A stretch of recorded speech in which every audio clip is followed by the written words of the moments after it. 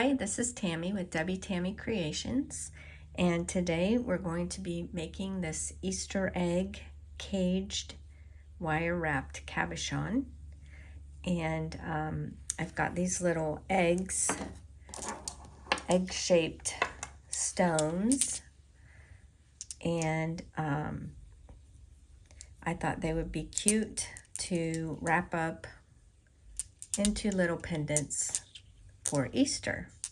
So what we need in order to make this little pendant is some wire. I'm using 21 gauge dead soft square copper wire. This is from riogrande.com. But you could use 20 gauge. You could use round wire. I just like using the square. And I'm also using some 22 gauge half round wire from riogrande.com. And we'll be using about, I don't know, maybe 5 inches of this. And then I've got 5 lengths of the 21 gauge square wire. Each one of these is 10 inches long. My stones are, let's see, they're about 1 inch long and just over ½ an inch wide. So going around,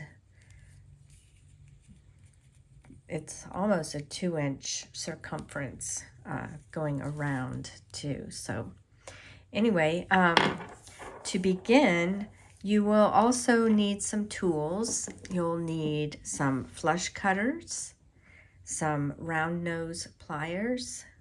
These are tweezer nose pliers, or you could just use chain nose. And then I've got my nylon jaw pliers, and I like to use these just to straighten out the wire. But to begin, we're going to start by going right to the center. We're lining up all of our 5 wires, and what we're going to do is wrap our half round wire around, so that will become the base of our pendant. All right, so to begin, you're going to take the half round wire, and it's flat on one side. This just keeps the bulk out of it. So I put the flat side facing me and underneath these 5 wires. And then I'm going to bring it up and around. So what I see is the half round side. The flat side is facing the wires and the half round side is facing me. All right. So I'm just going to go around, making sure not to twist the wire, making sure that flat side stays in contact.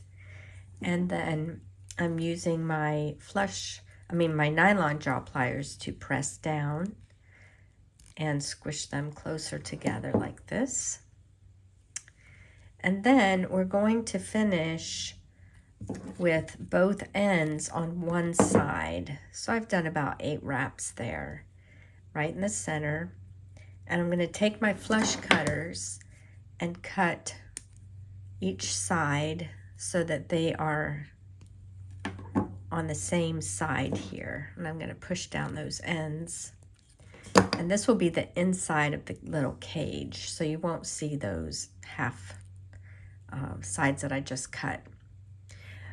What we need to do at this point is separate out these wires so that they'll create a little cage for our egg. So you'll just start bending these around, just one at a time, bending them like this. And then the same thing on the other side, pulling them one at a time in the order that they are stacked to bring them around like this.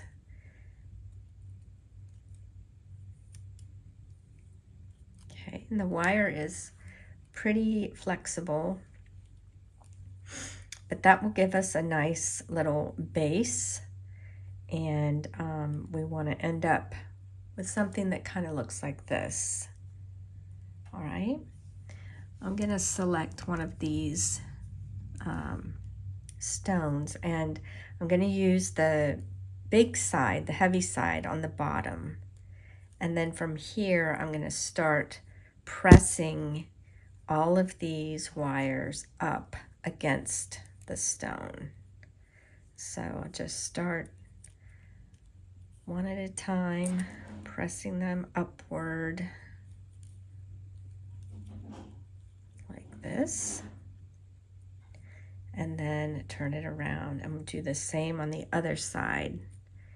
And it will look best if you keep them in the order that they were stacked to begin with. So this one got a little out of whack. There we go. Want it to be like this. All right. And a little bit of separation between all of them. So the good thing is that the wires are very malleable. They can be moved around easily. And we just want to make sure that this stays on the bottom. And you can even use your table to just press down, making sure that that stays down at the bottom.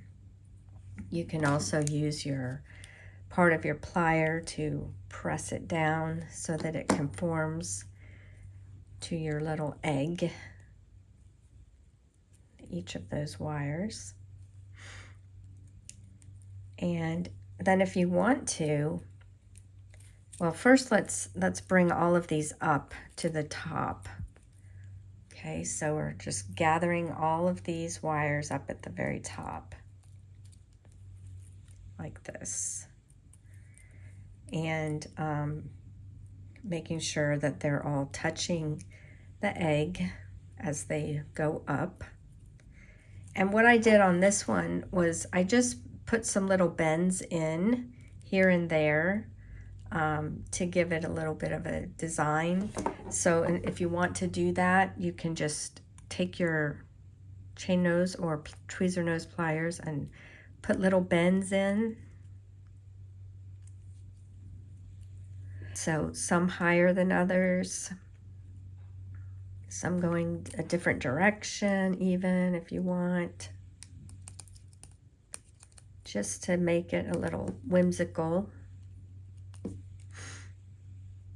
And you don't have to do all of them, just some if you want to. But I think that makes it cute and fun. There we go. All right. Let me change this one up a little bit. All right. And then we're going to take one of our wires, doesn't really matter which one, but we're going to separate it out from the rest. And then we're going to start wrapping it around all of the wires. So this is going to be, I like to call this the neck. So this is just the neck where everything is coming together here. And we're just going to wrap that around. You can use one of your tools, your pliers, to pull it tighter like that, and then push them close together. And then we can trim this one off and press it down there. So that'll be captured inside of what we're going to do next. So if it's sticking out a little bit, it won't matter too much. So the next step then is to create this little loop so that we will have a place to put our chain. Okay, so I'm going to separate out some of these wires going different directions. And I'm going to try and find one that's kind of in the middle. Okay, this one looks, oh, let me see which one is the most central.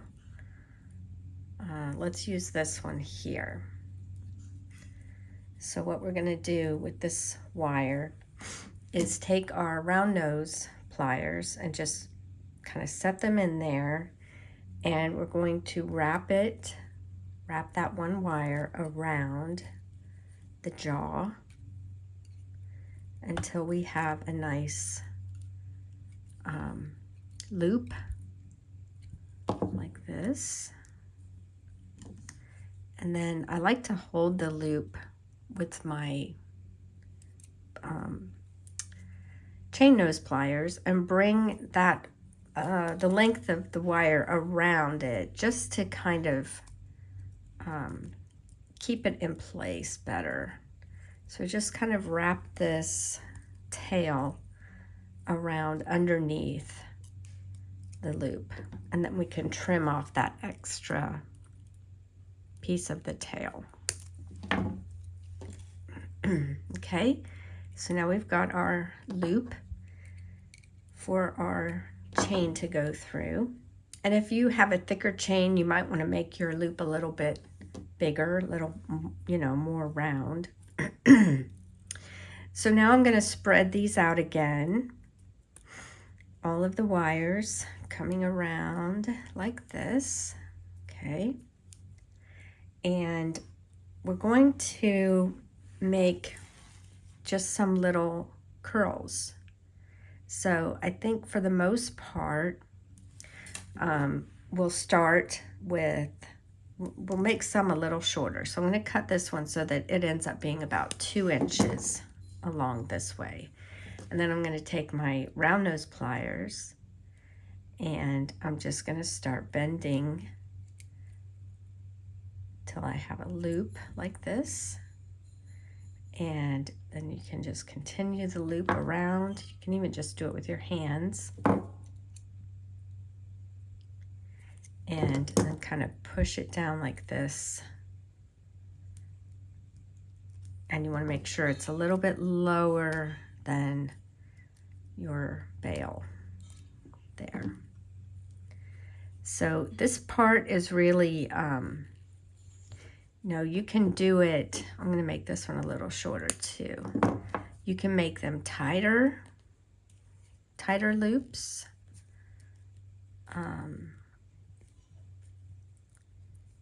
Or you can make them not as tight. This is really just a decorative element.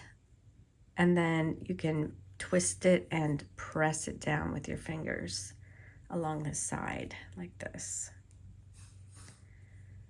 Okay. And then I'll do the next one. Just twirling it around.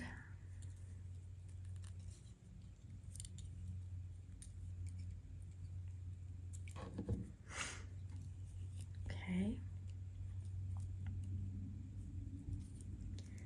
And pressing it down.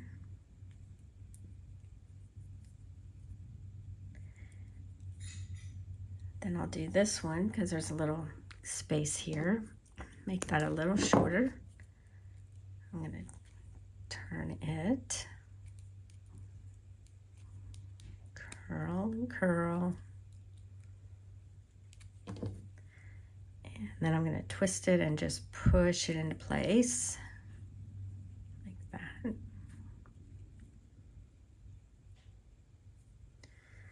All right.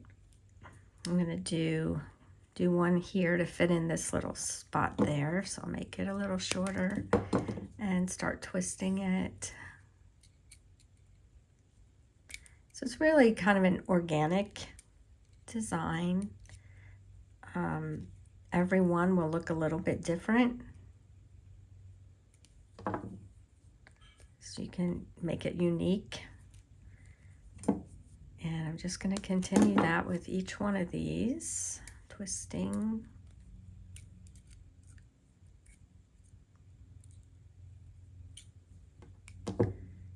twisting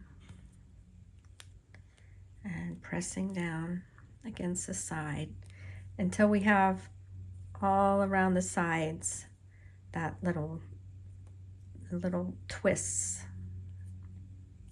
Okay. And let's see, I think that looks pretty good. But we've got 2 extra ones here. So if you want to, you can bring one around and bring it just around the bottom a little bit to finish that off and trim it. Close that up. If you want, you can make a little twist around the top, just below that veil, just so there's kind of a little flowery looking shape there. And then curl it and cut it off.